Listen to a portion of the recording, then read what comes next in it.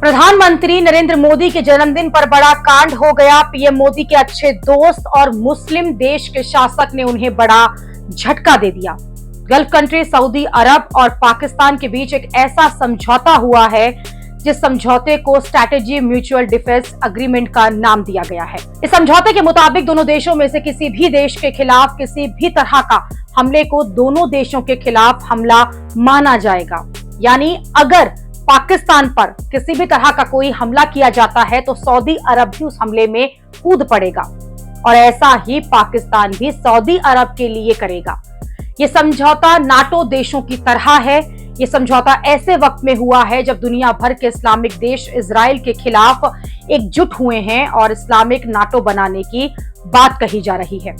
उसी दिशा में सऊदी अरब और पाकिस्तान ने हाथ बढ़ा लिए हैं।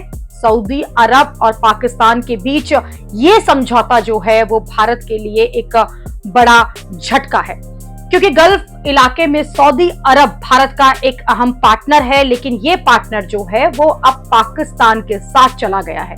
मुस्लिम देशों में सऊदी अरब एक अहम, ताकतवर और समृद्ध देश माना जाता है। सऊदी अरब में पाकिस्तान से हाथ मिलाकर पाकिस्तान के जो हाथ हैं कहीं ना कहीं उन्हें मजबूत कर दिया है। यह हमला भारत के लिए इसलिए भी झटका है क्योंकि अभी तक सऊदी अरब और भारत पाकिस्तान में झगड़े में जो है वो नहीं पड़ता था। ऑपरेशन सिंदूर की अगर बात की जाए तो उस दौरान भी जब भारत ने पाकिस्तान को फोड़ा था तो सऊदी अरब या बाकी मुस्लिम देश चुप रहे, लेकिन अब ये समझौता होने के बाद स्थितियां जो है वो पहले जैसी नहीं रह जाएंगी।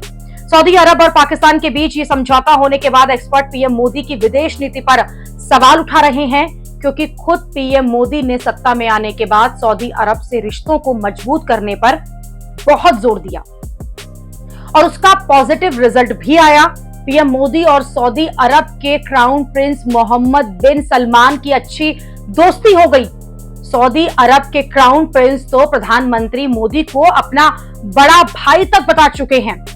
पीएम मोदी के सत्ता में आने के 2 साल के अंदर ही सऊदी अरब ने प्रधानमंत्री मोदी को सर्वोच्च सम्मान से भी सम्मानित किया था। पीएम मोदी और सऊदी अरब के क्राउन प्रिंस की दोस्ती ऐसी है कि सऊदी अरब भारत के लिए हज कोटा जो है उसे बढ़ा देता है। जब पहलगाम आतंकी हमला हुआ तब पीएम मोदी सऊदी अरब के दौरे पर ही गए हुए थे।